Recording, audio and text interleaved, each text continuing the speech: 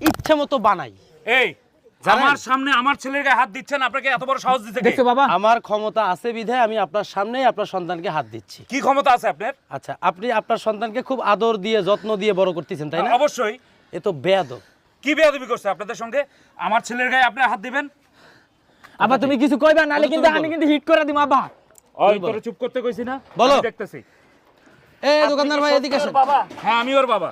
এসো এদিকে আসেন। যদি ওর বাবা হয়ে থাকেন, হ্যাঁ আপনার পোলা, আপনি একজন চেয়ারম্যান সাহেব, আপনি এই এলাকার তো চেয়ারম্যান, তাই না? হ্যাঁ আমি এই এলাকার চেয়ারম্যান। আপনি চেয়ারম্যান হয়ে আপনার পোলা হবে এরকম একটা পোলা কেমনে বানাইছেন আপনি বলেন তো? আমার পোলার দোষটা কি আপনারা সেইটা কইবেন? অনেকক্ষণ থেকে কইতাছেন আমার পোলা বেয়াদবি করছে। কি বেয়াদবি করছে এটা কইবেন তো?